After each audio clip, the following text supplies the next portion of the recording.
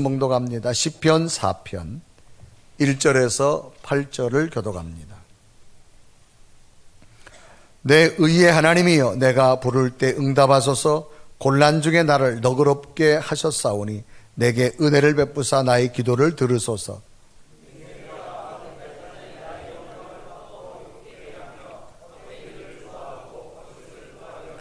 여호와께서 자기를 위하여 경건한 자를 택하신 줄 너희가 알지어다. 내가 그를 부를 때 여호와께서 들으시리로다.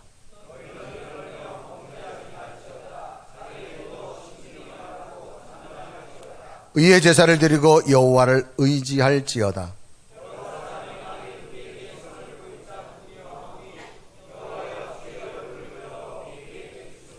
주께서 내 마음에 두신 기쁨은 그들의 곡식과 새 포도주가 풍성할 때보다 더하니이다.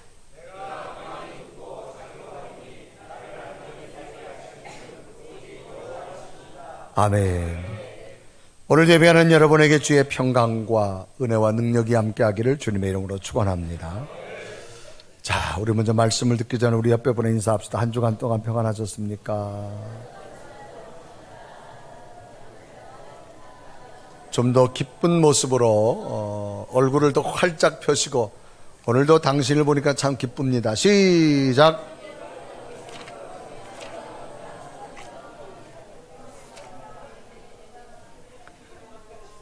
아멘. 목회를 하다가 가장 힘들고 어려운 일 중에 하나는 성도들이 예기치 못한 일로 고통을 당하거나 또는 질병으로 육체적으로 고통을 당하고 때로는 직장과 기업의 문제로 어려움을 당하는 성도들을 위로할 때가 참 어렵습니다. 함께 아파하고 함께 기도하지만 찾아온 현실 앞에 좌절하는 성도들의 모습을 어떻게 위로해 주어야 될까라고 하는 겁니다. 사실 인생에는 크고 작은 차이는 있을지언정 끊임없이 예기치 못한 고난이 우리에게 온다라고 하는 겁니다. 성경에 보면 고난을 대표하는 사람이 욥이란 사람입니다. 욥은 정말 믿음으로 살았는데 하나님이 욥의 믿음을 한번 테스트하려고 고난을 줍니다.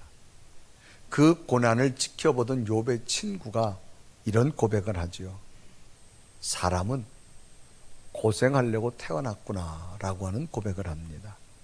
그래서 욥기서 5장 7절의 고백은 사람은 고생을 위하여 났으니 불꽃이 위로 날아가는 것 같으니라 라고 기록합니다. 독일의 개신교 구약신학자 헤르망 궁케르라는 분이 있습니다.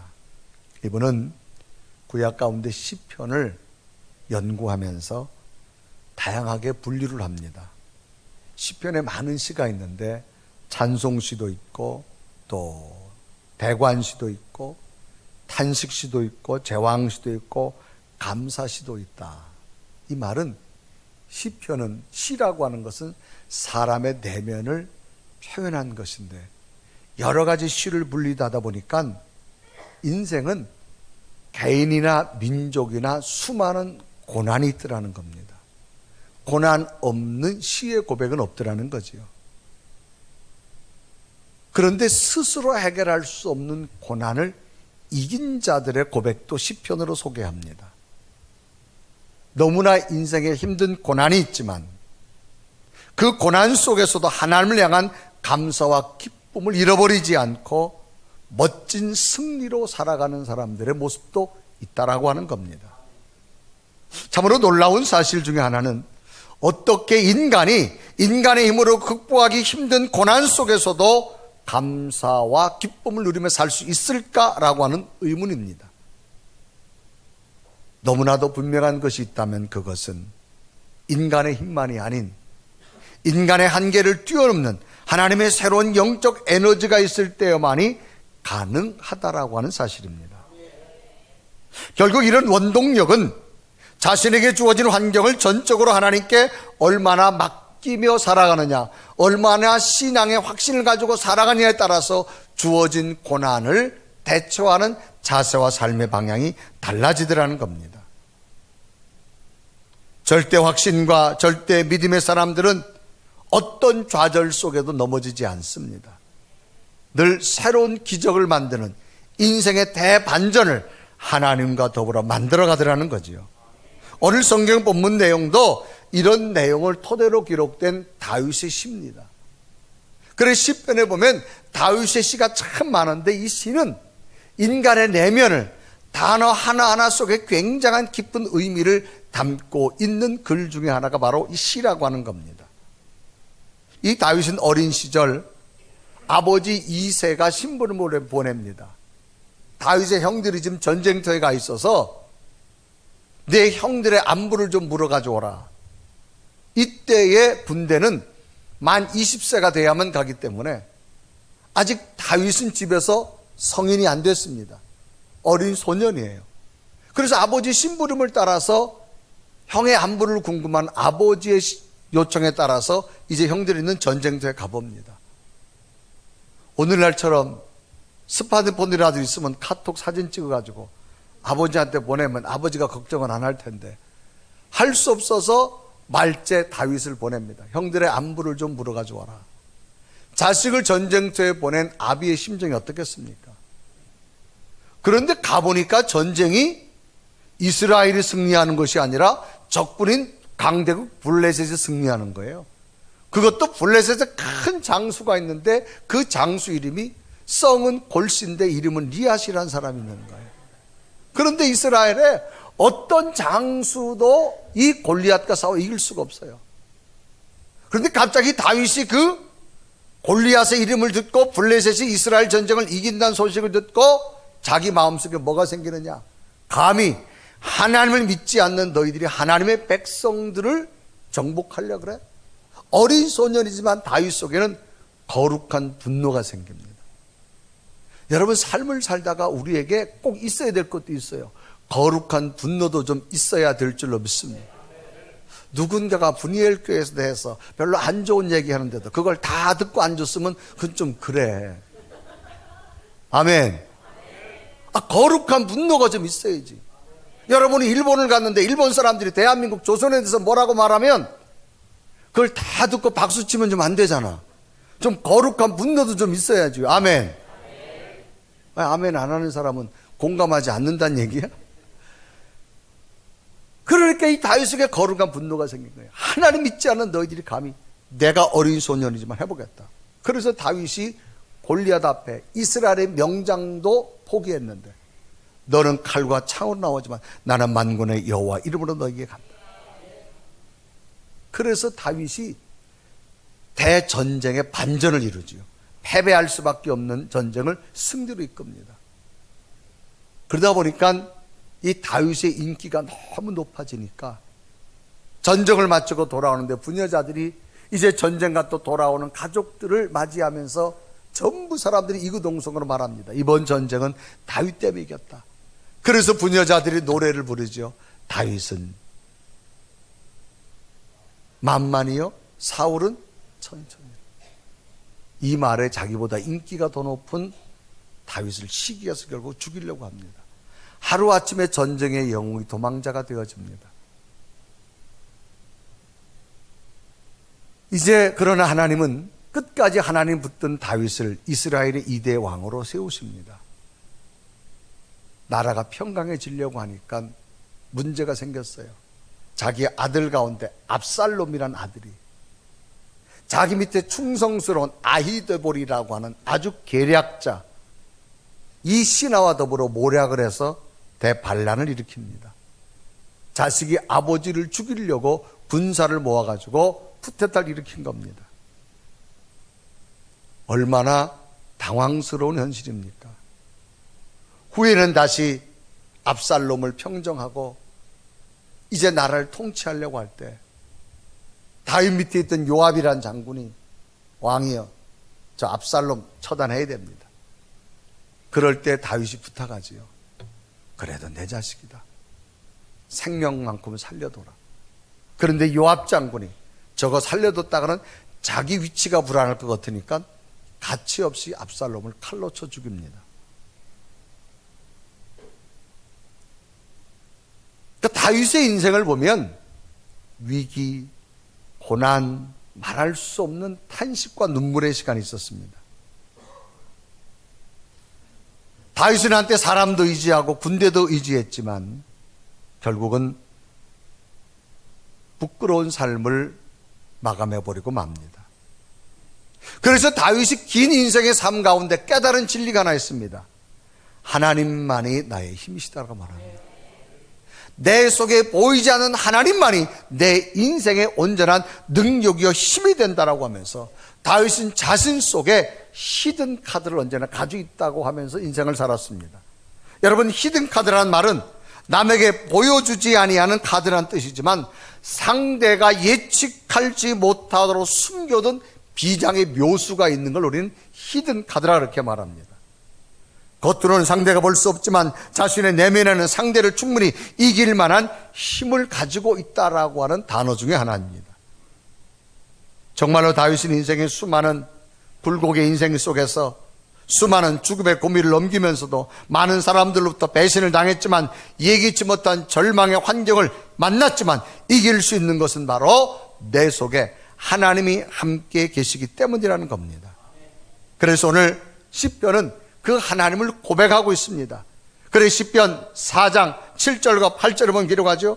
주께서 내 마음에 두신 기쁨은 그들의 곡식과 새 포도주가 풍성할 때보다 더하나이다. 내가 평안히 눕고 자기도 하리니 나를 안전히 살게 하시는 이는 오직 여호와 하나님이시니라. 하나님만이 내 삶의 참된 기쁨이요 참된 평안이 된다고 고백합니다. 오늘 시도 고난 중에서 믿음으로 체험하는 기쁨과 평안을 감사의 내용으로 되어졌는데, 오늘 본문 시편의 이 다윗의 시를 한번 분석해 본다면 이 배경은 BC 979년경 아들 압살롬이 반역을 일으킨 그 후의 배경입니다. 그래서 1절을 보면 하나님의 긍휼하신 성품에 근거해서 현재 자기의 어려운 현실에서 하나님 도와주시옵소서, 그래서 자기의 어려운 현실을 하나님 앞에 기도로 출발합니다. 그래서 시편 4편 1절은 기록합니다. 내 의의 하나님이여 내가 부를 때 응답하소서, 곤란 중에 나를 너그럽게 하였사오니 내게 은혜를 베푸사 나의 기도를 들으소서. 그러면서 2절과 3절을 보면 자기를 대적하는 대적자들 향해서 또 말합니다. 뭐라 말하느냐? 하나님은 살아계시다는 겁니다. 그러면서 그들을 꾸짖게 되는데 시편 4편 2절과 3절은 이렇게 말하죠. 인생들아, 어느 때까지 나의 영광을 바꾸어 욕되게 하며 헛된 일을 좋아하고 거짓말을 구하려는가. 3절에 보면 여호와께서 자기를 위하여 경건한 자를 택하신 줄 너희가 알지어다. 내가 그를 부를 때 여호와께서 들으시리로다. 내가 지금 엄청난 고난에 있지만 분명한 사실은 하나님은 내 기도를 들으신다는 겁니다. 그러면서 4절과 5절을 보면 이제 자기를 따르는 추종자들에게 이런 말을 합니다. 여러분, 이런 고난이 와도 분노하지 마세요. 화내지 마세요. 성질내지 마세요. 하나님만 의지하시기를 바랍니다. 이런 이야기예요. 그래서 시편 4편 4절에 말합니다. 너희는 떨며 범죄하지 말지어다. 자리에 누워 심중에 말하고 잠잠할지어다. 5절에 보면 의의 제사를 드리고 여호와를 의지할지니라. 이런 상황에서도 하나님만 의지하는 믿음이 돼야 될 줄로 믿습니다. 그러면서 다윗은 자기의 삶의 가장 중심은 뭐냐? 철저한 그의 고백은 하나님만이 내 삶, 내 깊은 곳에 계시는 하나님만이 내 삶의 위대한 능력의 히든 카드가 되어집니다. 그러면서 나는 지금 평안합니다. 그리고 잠도 잘 잔다고 말합니다. 그래서 시편 4편 8절에 말하죠. 내가 평안히 눕고 자기도 하리니 나를 안전하게 살게 하시는 이는 오직 여호와이시니라. 지금 나라가 반란을 일으켜서 난리가 났는데 그는 잔다는 거예요. 마음이 평안하다는 거예요. 왜? 그 속에 하나님의 붙드는 히든 카드가 있었기 때문입니다. 오늘 우리의 삶 속 우리는 무엇을 붙들고 살아갈까요? 저는 다윗 속에 있었던 히든 카드가 오늘 여러분에게 하나님이 히든 카드가 되셔서 다윗의 승리가 여러분의 승리가 되기를 주님의 이름으로 축원합니다. 그러면 하나님을 히든 카드로 가지고 있는 사람은 어떤 환경에서도 무엇을 할 수 있을까? 첫째는 기도할 수 있습니다. 지금 다윗이 처한 환경적 상황에서는 자신의 마음을 추스려 기도할 수 있는 상황이 아닙니다. 자기 아들 압살롬이 정치적 권력에 큰 욕심을 품고 자기가 믿었던 신하 아히도벨이 있습니다. 아히도벨과 모의하여서 결국은 쿠데타를 일으킵니다. 그러니까 도망갈 수밖에 없습니다. 왜? 그와 맞서자니 아들이 죽고, 그래서 결국은 다윗이 망명길에 오르게 되지요. 이 압살롬이라는 아들은 다윗의 셋째 아들입니다. 아주 정치적 야심이 커서 자기의 배다른 형제 둘을 칼로 쳐 죽입니다. 그리고 아버지 밑에 가장 지혜로운 계략가 아히도벨을 꼬십니다. 그래서 그 아히도벨과 계략을 해가지고 아버지 정보를 다 알고 나라를 전복시킵니다. 또 하나는 아히도벨이라는 사람이 있습니다. 아주 다윗 왕에게 충성스러운 신하였습니다. 압살롬에게 붙게 됩니다. 이 아히도벨은 얼마나 유능한 사람이었던지, 이 아히도벨이 작전을 짜면 성경은 하나님의 지혜와 같을 정도라고 말합니다. 그래서 사무엘하 16장 23절은 이렇게 기록합니다. 그때에 아히도벨이 베푸는 계략은 사람이 하나님께 물어서 받은 말씀과 같은 것이라 그랬습니다. 아히도벨의 모든 계략은 다윗에게나 압살롬에게나 그와 같이 여겼더라. 그러니까 이 아히도벨이 머리가 명석합니다. 그가 계략을 짜면 하나님이 준 계략 같다 그 말입니다. 다윗의 충성스러운 신하였어요. 그런데 누구와 모의하느냐? 반역을 일으키는 아들 압살롬과 모의합니다.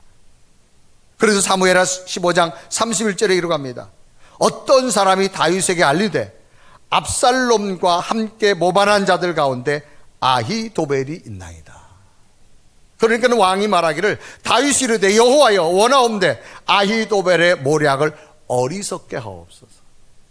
그러니까 아히도벨이 압살롬과 벌써 모의해서 쿠데타를 일으키려고 하니까 다윗이 아히도벨의 계략을 알아요. 그러니까 하나님 아히도벨의 계략이 어리석게 하옵소서. 그래서 결국은 아히도벨과 압살롬이 모의해서 아버지 왕궁을 치기 시작합니다. 얼마나 절망적인 상황입니까? 이런 상황에 다윗은 뭘 하느냐? 하나님 앞에 기도합니다.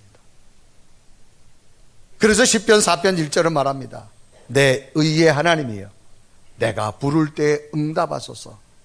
곤란 중에 나를 너그럽게 하셨사오니 내게 은혜를 베푸사 나의 기도를 들으소서. 자, 여러분 지금 다윗이 기도할 상황인가 이 말입니다. 그런데 다윗의 기도를 보면 특별한 기도가 있어요. 그 기도가 뭐냐? 하나님은 곤란 중에 나를 너그럽게 하셨다고 말합니다. 그래서 오늘 시편 4편 1절에 말합니다. 내 의의 하나님이여 내가 부를 때 응답하셔서 곤란 중에 나를 너그럽게 하셨사오니. 이 곤란 중에 너그럽게 했다. 이 곤란이라는 말은 사정이 몹시 딱하고 어렵다 그 말입니다. 여러분 이 곤란이라는 말을 이렇게 많이 쓰죠. 호흡이 곤란하다. 그 뭐예요? 정상적인 호흡이 되어지지 않는단 말이에요. 소화가 좀 곤란하다. 정상적으로 소화가 되지 않는 걸 말합니다. 그런데 이 다윗은 이 닥쳐진 현실 앞에서 곤란 중에 나를 너그럽게 했다. 이 말은 뭐예요? 과거를 먼저 이야기합니다. 과거에 내게 어떤 일이 있었느냐? 곤란한 일이 있었다 이 말입니다. 사정이 몹시 딱하고 어려운 일이 있었는데 하나님은 그 곤란을 곤란으로 여기지 않고 나를 너그럽게 했다. 여러분 너그럽다는 말은 마음이 넓고 아량이 넓다 그런 얘기입니다. 그러니까 다윗의 특별한 사실은 예전에 내가 곤란을 당할 때 하나님은 그 곤란 가운데서 나를 너그럽게 살펴주셨습니다. 그러므로 앞으로도 하나님은 이 어려운 상황을 너그럽게 살펴주실 줄로 믿습니다. 그러니까 곤란 중에 나를 너그럽게 했다는 말은 다윗은 자기에게 찾아온 고난을 고난으로 보지 않았습니다. 이걸 뭘로 봤느냐? 하나님, 내가 이렇게 어려움을 당할 수밖에 없는 건 당연한 일입니다. 그런 얘기. 왜? 내가 믿음으로 살려고 했지만 내가 지나온 삶을 되돌아보면 내가 정말 믿음으로 못 살았습니다. 오늘 내가 이렇게 된 것 당연한 일입니다. 그런데도 하나님께서 이 곤란한 가운데서도 나를 너그럽게 하신 것, 비록 아히도벨이 가서 압살롬과 쿠데타를 일으키지만 그러나 하나님, 여기에도 하나님의 은혜가 있을 줄로 믿습니다. 그런 이야기예요. 그래서 너그러운 하나님. 자, 왜 우리는 하나님을 너그럽다고 이해할 수 있을까? 창세기 보면 최초로 아담과 하와를 만드시고 에덴 동산에 하나님이 모든 걸 줍니다. 그리고 아담과 하와에게 분명히 하나님이 요구합니다. 이 땅에 있는 모든 것 주지만 한 가지는 하지 말라 그래. 그건 뭐냐? 에덴 동산 중앙에 있는 선악과 나무 열매는 따먹지 말으라는 거예요. 만약에 따먹으면 뭐한다? 죽는다고 분명히 말합니다. 자, 창세기 2장 17절 다 같이 읽습니다. 시작.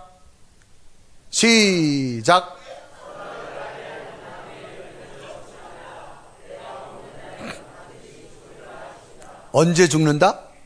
반드시 죽는다. 뭘? 선악과를 따먹으면. 그러니까 하나님의 말씀, 반드시 죽는다는 거예요. 네가 살 수 있는 것은 없다라는 거예요. 그런데 아담과 하와가 따먹었어요? 안 따먹었어요? 그럼 죽어야 돼? 살아야 돼요? 그런데 하나님이 살려줬어요. 왜? 너그러우신 하나님. 그러냐? 반드시 죽어야 되지만 여자는 그 죄로 말미암아 출산의 고통을 주고, 남자 너희들은 지금부터 땀을 흘리며 인생을 살아가야 된다. 그래서 창세기 3장 16절을 17절에 이루어가죠. 또 여자에게 이르되 내가 내게 임신하는 고통을 크게 더하리니 내가 수고하고 자식을 낳을 것이며 너는 남편을 원하고 남편은 너를 다스릴 것이니라. 17절을 보면 아담에게 이르되 내가 내 아내의 말을 듣고 내가 내게 먹지 말란 나무 열매를 먹었은 즉 땅은 너로 말미암아 저주를 받고 너는 내 평생에 수고하여야 그 소산을 먹으리라. 반드시 죽는다 그랬어요. 지금 죽어야 돼요. 그런데 하나님은 너그러우신 하나님. 그래서 차마 못 죽이고 살려주고 고통을 줍니다.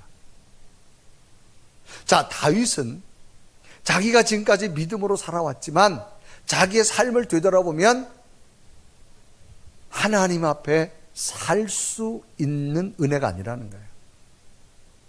자기는 정말 믿음으로 살려고 했는데 뒤돌아보니까 모든 하나님의 죄악 때문이라는 거예요. 나는 지금 죽을 수밖에 없는데 내가 살아있는 것이 하나님의 너그러운 은혜라는 거예요.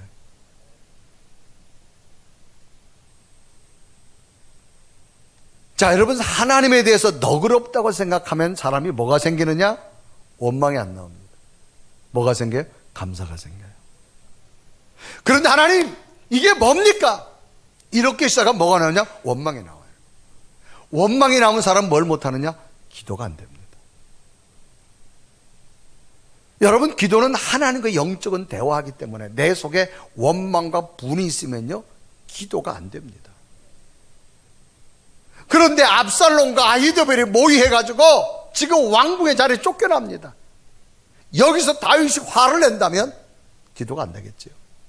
그때 다윗은 뭐냐? 너그럽게 하신 하나님. 과거에 내가 정말 곤란해질 수밖에 없지만 하나님은 내게 너그럽게 하셔서 은혜 주셨다는 겁니다. 그래 시편 4편 1절에 말하죠. 내 의의 하나님이여 내가 부를 때 응답하소서. 곤란 중에 나를 너그럽게 하셨사오니 내게 은혜를 베푸사 나의 기도를 들으소서. 하나님, 비록 이런 현실이 내게 왔지만 그러나 이 가운데서도 하나님의 은혜가 있음을 나는 믿습니다. 그런 게. 그러니까 그 하나님의 너그러움을 먼저 찾았어요. 여러분, 우리가 신앙에 살아온 대로 하나님이 우리를 평가하고 징계하신다면 저나 여러분이나 살아남을 수 있는 자가 없을 겁니다. 그런데도 지나간 한 주간 동안 평안 건강 주신 것은 하나님의 너그러우심입니다. 그 은혜가 먼저 여러분 있기를 바랍니다. 지나간 한 주간 동안 여러분이 원치 않는 일을 당할 수도 있는 분이 있어요. 여러분 생각대로 일이 잘 안 될 때도 있어요. 여러분, 하나님의 너그러움을 먼저 생각하십시오. 내가 믿음으로 살아온 걸 보십시오. 내가 이만큼 복을 받을 만한 가치가 있는가 없는가. 그런데도 지나간 한 주간 보이지 않는 하나님의 손길로 살아온 것은 내가 그런 하나님의 은혜를 받을 가치가 없지만 하나님의 너그러우심으로 오늘 내가 살아왔기에 우리는 또 기도하게 될 줄로 믿습니다. 두 번째, 하나님이 마음속에 히든 카드로 있는 자는 하나님만 의지할 수 있습니다.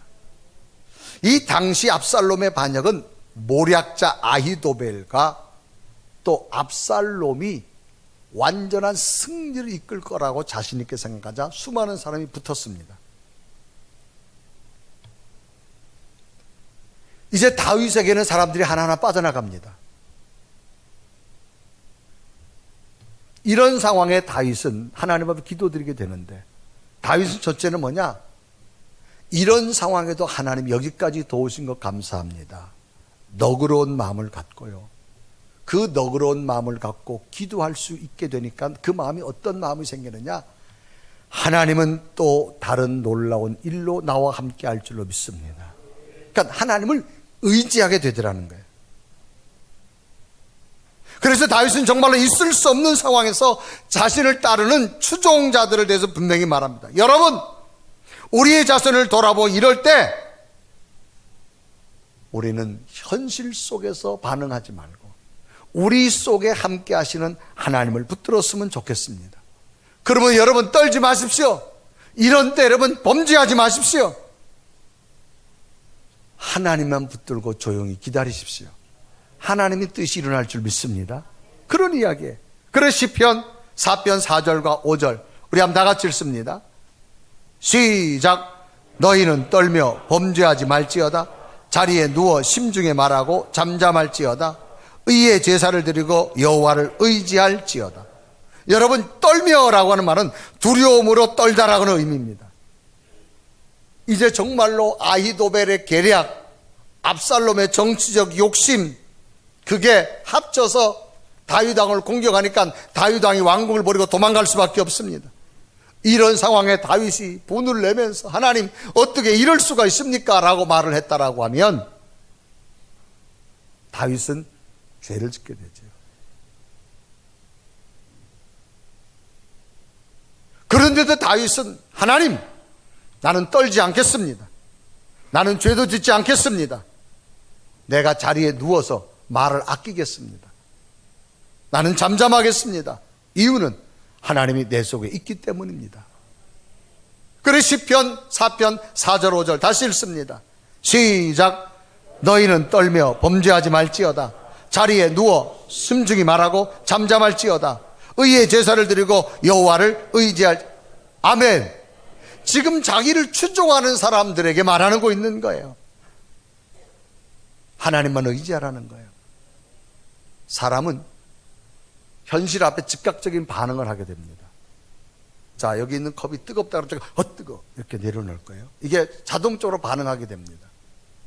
사람은 자기 어떤 현실을 나타나면 그걸 반응하게 됩니다. 그런데 현실보다가 하나님을 크게 붙드세요. 그러면 그 반응이 작게 보일 것이고요, 하나님의 능력이 클 줄로 믿습니다. 자, 여러분, 아이를 키우는 초등학생 엄마가 있다 합시다.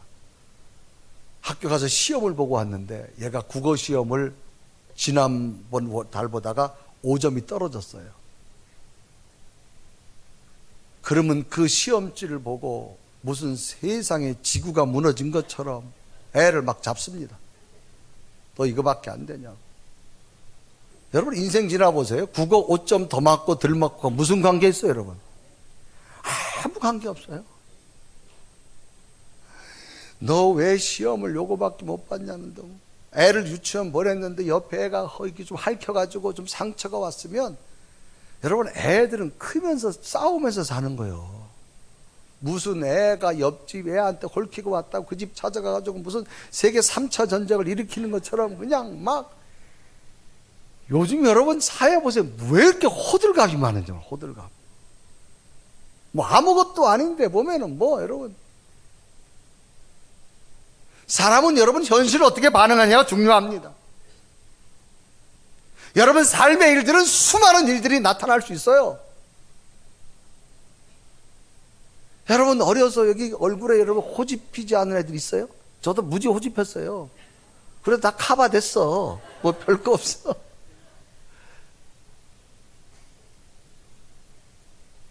여러분 속에 하나님이 함께함을 믿으세요. 그러면 현실에 대한 반응이 뭐냐? 한 템포 늦춰집니다. 깨달아지시면 아멘. 사람은 그 현실에 즉각 반응을 하게 되면요, 죄를 짓게 됩니다. 그래 다윗은 말합니다. 주종자들, 여러분 죄짓 떨지 말라는 거예요. 죄 짓지 말라는 거예요. 잠잠하고 기다리자는 거예요. 하나님이 우리와 함께 할 줄로 믿습니다. 목회하다 보면 교회 무슨 일이 좀 생겼어요. 어떤 사람은 그 일을 그냥 그 사람 얘기 들으면 교회가 다 망한 것 같아. 뭐 별거 아니에요 그거 여러분. 왜? 우리 속에 하나님이 계시기 때문인 줄로 믿습니다. 이게 중요한 거예요 여러분. 내 속에 히든 카드가 뭐예요? 하나님이 나와 함께 할 줄 믿습니다. 여러분 가정 살다 보면 이런 일이 있을 수 있어요. 사회생활 하다 보면 이런 일이 있을 수 있어요 여러분. 저 사람이 배신할 수도 있고 돌아갈 수도 있고 뭐 별 사람 다 있어요. 그러나 여러분 속에 하나님이 함께함을 믿으십시오. 이게 능력자가 될 줄로 믿습니다. 아멘. 그래서 다윗은 분명히 말하면 여러분 떨지 마세요. 죄 짓지 마세요. 잠잠하십시다. 이유는 하나님이 우리와 함께 할 줄로 믿습니다. 그러니까 다윗은 뭐하냐? 하나님이 자기 속에 있으니까 평안한 거예요. 그러니까 평안한 은혜가 다윗에게 임하더라는 겁니다. 오늘 성경은 나는 평안하리라. 평안한 은혜를 하나님이 세 번째로 주시는 거예요. 사람에게 제일 중요한 것은 뭐냐? 심리적 내면이 어떤 상태냐는 거예요. 심리적으로 불안한 상태가 아니면 평안한 상태인가. 오늘 다윗은 엄청난 일이 일어났어요 지금. 그런데 내 속에는 하나님이 계시기 때문에 이 모든 것이 하나님의 은혜로 이루어질 줄 믿습니다. 마음이 평안해진 거예요. 왜? 분명한 신앙의 확신이 있으니까. 여러분 자신의 인생이 무너지는 상황에 어떻게 평안할 수 있어요? 그 평안은 자기 스스로 못합니다. 하나님이 주셔야만 됩니다. 그것도 충성스럽게 믿었던 아히도벨이 여러분, 아히도벨이 자기 계략을 다 가져가가지고 오히려 압살롬과 모의해가지고. 그런데 이 다윗은 나는 이런 상황이지만 내 속에 하나님이 있기 때문에 나는 평안하리라. 그래서 시편 4편 8절을 씁니다. 시작. 내가 평안히 눕고 자기도 하리니 나를 안전하게 살게 하시는 오직 아멘. 여러분 이 상황에 잠이 옵니까? 나는 평안에 눕고 잔다는 거예요. 정말 일반 사람은 이해가 되지 않을 겁니다. 지금 적의 칼들이 곧 내 목에 올 거예요. 이런 상황에 누가 과연 평안히 잠잘 수 있어요? 여러분 평안히 잠다는 얘기는 마음에 걱정과 근심이 없다는 얘기예요. 근데 걱정과 근심이 없을 수 없어요. 그런데 내 속에 하나님이 크니까 걱정과 근심이 작아지더라는 거예요. 그러니까 사람은 평안히 잠을 잘 수 있는 거예요. 사람은 너무나 많은 걱정과 근심이 있으면 잠이 안 옵니다. 여러분 지난 밤에도 잠을 잘 주물 수 있었다? 복 중에 복입니다. 여러분 잠 못 이루는 밤을 이루어 본 적 있으세요? 자려고 해도 잠이 안 온다. 고통입니다 여러분. 이 불면증 무지무지 고통입니다. 고통이에요. 여러분 사람이 잠을 잘 때 몸의 모든 에너지가 회복된다잖아요. 피곤도 풀어지고 모든 생체 힘도 정상이 되어지고. 그러니까 이 사람이 숙면 잠을 잘 잔다고 하는 게 여러분 복입니다. 그래서 제가 목회하면서 깨달은 거 하나, 절대 자는 사람 안 깨웁니다. 아멘. 왜 그런가 하면 이런 일이 있었대요. 어느 교회에서 두 가지 반응에 어느 목사님은 잠자는 교인을 무조건 이렇게 세운대. 일어나라고. 그리고 카메라를 갖다 쫙 당겨준대요. 근데 어느 교회 목사님은 이분이 이제 그 방법을 고쳤대요. 그것도 제일 앞에 앉은 성도가 예배 시간만 되면 자는 거야. 참 이상하지요? 찬송할 때까지 다 멀쩡해요. 설교만 시작되면 이제 가, 이제. 그래서 목사님이 불렀대요. 좀 너무하지 않냐? 그것도 제일 앞에 앉아가지고 어떻게 내가 설교만 시작되면 자냐? 그러니까 그분이 그러더래요. 목사님, 저는 사실 불면증 환자입니다. 밤새 잠을 한 잠도 못 자고 와서 목사님 설교만 들으면 꿀맛같이 잠을 잔다는 거예요. 그래서 나는 잠자는 시간이 지금 가장 행복하다. 할렐루야. 그래서 목사님 생각을 바꿨대. 아, 이런 사람도 있구나. 약을 먹어도 잠을 못 자는데 목사님 설교만 들으면 이게 잠이 온다는 거예요.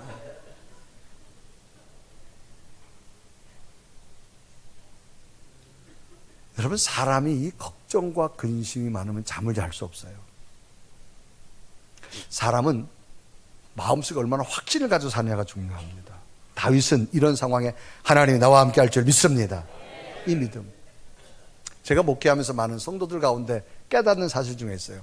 평상시는 믿음이 없다가 믿음이 좋아질 때가 딱 한 번 있더라고. 언제냐? 수술실 들어갈 때. 수술 들어가기 전에 기도해 주잖아요. 아유, 믿음이 얼마나 좋은지. 아멘, 아멘. 여러분, 사람이 한번 수술실에 들어간다 생각해 보세요. 내가 다시 살아서 나올 수 있을까? 이 생각 다 합니다. 그 두려움, 하나님이 당신과 함께 할 겁니다. 치료할 겁니다. 그때는 믿음이 얼마나 좋아지는지요. 그 믿음 가지고 사시길 바랍니다. 여러분, 그때 의사 한마디가요, 얼마나 확신 주는지 아세요? 걱정하지 마세요. 당신 반드시 내가 고치고 살릴 거예요. 그 한마디가요, 얼마나 확신되는지. 근데 의사가 힘들 것 같은데요. 그 의사의 말 하나가 여러분 하나님의 말씀이 우리 속에 있잖아요. 내가 너와 함께 한다는 거예요. 다윗은 지금 엄청난 고난의 상황에 뭐냐? 평안한 거예요. 왜? 하나님이 자기 속에 있으니까. 아멘. 그래서 다윗은 시를 읽다 보면 다윗 속에 나오는 단어 가운데 어떤 것이 많이 있느냐? 반석이란 단어, 산성이란 단어, 요새란 단어, 방패란 단어. 왜? 다윗은 일생을 전쟁터에서 많이 보냈어요. 그러니까 그 전쟁 가운데서 하나님은 나의 방패가 되어주고 요새가 되어주고 반석이 되어주고 나를 막아주는 산성이 되고. 아멘. 여러분, 시편 읽어보세요. 이런 단어가 참 많아요. 왜? 다윗 속에는, 이 전쟁 속에, 전쟁은 삶과 죽느냐예요. 이 전쟁 속에서도 하나님은 나를 지켜주실 줄로 믿습니다. 사도행전 12장에 보면 초대교회 사건이 나와요. 베드로가 복음을 전거하다가 감옥에 갇힙니다. 이제 꼼짝없이 엄청난 박해 앞에 베드로는 죽어야 돼요. 이때 장면을 사도행전 12장 5절은 기록합니다. 이에 베드로는 옥에 갇혔고 교회는 그를 위하여 간절히 하나님께 기도하더라. 이제 옥에 갇히고 죽음을 기다린 베드로 얼마나 마음에 두렵고 근심 걱정이 많겠어요. 그런데 베드로는요, 이제 내일 처형되기 직전인데도 베드로 어떻게 하느냐? 자기 손발에 착고가 다 차여지고 군인들이 지키는데도 성경은 뭐라 말하냐? 잠을 잔다고 말합니다. 그래서 사도행전 12장 6절에 말합니다. 헤롯이 잡아내려고 하는 그 전날 밤에 베드로가 두 군인 틈에서 두 쇠사슬에 매여 누워 자는데 파수꾼들이 문 밖에 목을 지키더라. 아니, 내일 죽는 사람이 오늘 잠이 와요? 얼마나 두렵겠어요, 여러분. 두 군인 사이에서. 왜? 마음이 평안하니까. 이 평안은 사람이 주는 평안이 아니라 하나님이 주는 평안인 줄 믿습니다. 여러분, 이런 평안을 가지고 좀 사시길 바랍니다. 세상은 절대 내 마음대로 안 돼요. 그러나 내 속에 하나님이 함께하면 평안할 줄로 믿습니다. 이때 음성이 들려옵니다. 천사가 찾아옵니다. 베드로야, 빨리 일어나라. 내가 네 손발에 묶였던 모든 것을 풀어놓았다. 그래서 사도행전 12장 7절에 호련의 주의 사자가 나타나며 옥중의 광채가 빛나며 또 베드로의 옆구리를 쳐 깨워 이르되 급히 일어나라 하니 쇠사슬이 그 손에서 벗어지더니. 만약에 베드로가 두려움과 공포로 있었다면 천사가 찾아와도 소리 못 들었을 거예요. 여러분, 하나님의 소리는 마음이 평안할 때 들릴 줄 믿습니다. 내가 하나님께 맡기고 마음이 평안하면요, 하나님이 내게 준 사인과 음성을 얼마나 많이 들을 수 있는지 몰라요. 그런데 두려워하고 그러면 여러분, 주의 음성이 안 들려옵니다. 그래서 사도행전 12장 8절에 기록하죠. 천사가 이르되 띠를 띠고 신을 신으라 하거늘 그랬어요. 천사의 소리를 어떻게 들을 수 있어요? 마음이 평안하니까. 여러분, 하나님이 함께하는 분명한 신앙을 가지고 사십시오. 그러면 여러분, 기도할 수 있습니다. 하나님 의지할 수 있습니다. 평안할 수 있게 될 줄로 믿습니다. 이게 하나님이 준 히든 카드예요. 이런 이야기 있어요. 거지가 둘이 있었어요. 뭐가 있었다고? 옛날엔 거지가 참 많았었잖아요. 동네마다. 한 거지는 아주 신장이 크고 아주 튼튼한 거지입니다. 아주 건강한 사람, 힘도 세요. 그런데 한 거지는 선천적으로 다리를 저는 거지입니다. 절름발이 거지였어요. 거인 거지는 이 정상적으로 걸지 못하는 이 친구를 항상 놀렸습니다. 그런데 이 다리를 저는 거지는 실망하지 않고 하나님은 나를 지켜주실 줄로 믿습니다. 그래서 늘 기도했어요. 이런 기도에서 하나님, 나를 조롱하는 사람을 데려가 주세요. 자존심이 너무 상해요. 그렇게 기도했어요. 그리고 하나님, 내가 구한 대로 주실 줄로 믿습니다. 그런데 뭐 현실은 될 수가 없어요. 그러다가 이 친구 거지가 도시에 가서 좀 잘 먹고 잘 살라고 수도로 궁궐이 있는 곳으로 갔어요.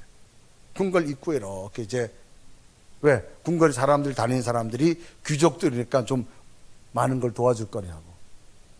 그런데 그때에 왕궁에 일이 생깁니다. 무슨 일이 생기느냐? 사람이 둘이 죽어요. 하나는 왕을 지키는 힘센 경원이 죽습니다. 또 하나는 왕을 치료하는 주치의가 갑자기 죽어요. 그러니까 왕궁에서 빨리 두 사람을 뽑아야 돼요. 하나는 힘센 경호원과 하나는 잘 치료하는 의사를 뽑아야 돼요. 그래서 수소문해가지고 빨리 왕이 힘센 경호원 하나를 뽑고 최고 잘 고친다는 의사를 뽑아요. 왕이 미심쩍은 거예요. 좀 테스트를 해봐야 돼. 그래, 불렀어요. 왕이 묻습니다. 야, 경호원, 너는 나를 어떻게 지켜주겠느냐? 그러니까 경호원이 말합니다. 우리나라에서 힘이 제일 센 사람 데려오십시오. 내가 때려서 눕히겠습니다. 의사, 너는 어떻게 할 거냐? 절름발이라도 데려오십시오. 내가 고칩니다. 그런 거예요. 그래서 신하들이 왕궁을 딱 나가니까 왕궁 옆에 등치 큰 거지 하나 하고 절름발에게 불렀어요. 왕궁으로. 왕이 보는 앞에 해봐라. 그러니까 경호원이 가서 한 방에 죽였어요. 의사, 네가 해봐라. 한 방에 고쳤어요. 기도대로 됐어요. 아멘. 여러분, 하나님을 믿고 기도로 심으면 반드시 이루어질 줄 믿습니다. 이 얘기가 잘 앞뒤가 안 맞는 사람은 아직도 못 웃고, 앞뒤가 맞는 사람은 여러분, 있을 수 없는 일이지만 하나님은 이루어 주십니다. 이유는 하나님이 함께 하시기 때문인 줄 믿습니다. 여러분, 우리 속에 뭘 품고 살겠어요? 걱정과 근심, 내가 걱정한다고 세상 변하지 않습니다. 하나님께 맡기십시오. 하나님 우리의 피난처가 되어주시고 우리를 도와줄 줄 믿습니다. 이 다윗의 승리가 여러분 나타나기를 주님의 이름으로 축원합니다. 우리 한번 고백하며 찬양할까요? 하나님, 나를 지키시고 나를 인도하시고 늘 눈동자같이 나와 함께 할 줄 믿습니다. 우리 고백하며 찬양합니다. 하나님은 너를 지키시는 자, 너의 우편에 그늘 되시니 낮의 해와 밤의 달도 너를 잊지 못하리. 하나님은 너를 지키시는 자,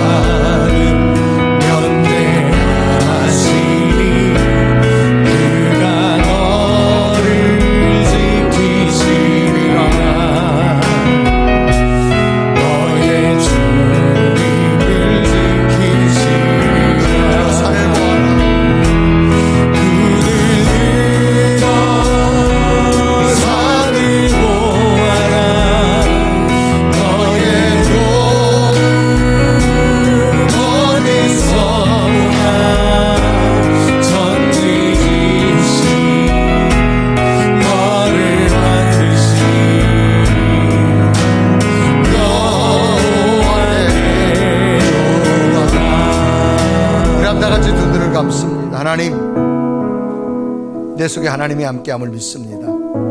그 하나님 붙들고 살겠습니다. 그 하나님 붙들고 도전하겠습니다.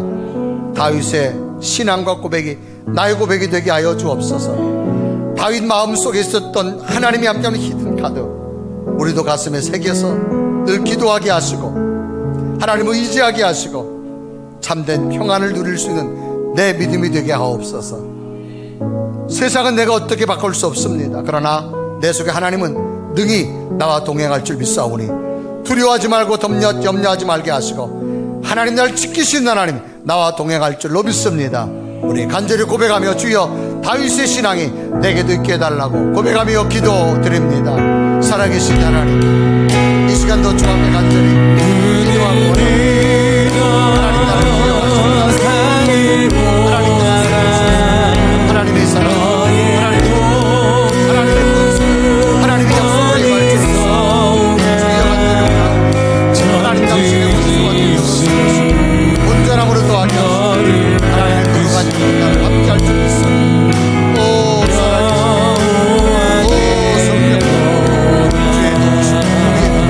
흔들리지 말게 하시고 뜨겁고 놀라운 하나님만이 나와 함께할 줄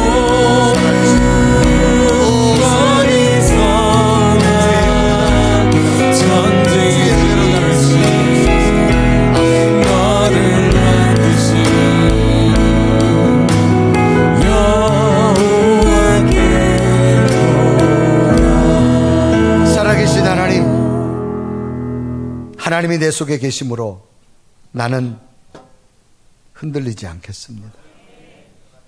어떤 상황 속에서도 하나님이 나를 지켜주님을 믿기에 내가 기도하겠습니다. 하나님을 의지하겠습니다.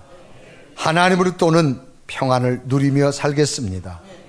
이 다윗의 승리의 고백이 우리의 승리의 고백이 되게 하여 주옵소서. 예수 그리스도의 이름으로 간절히 기도드리옵나이다. 아멘.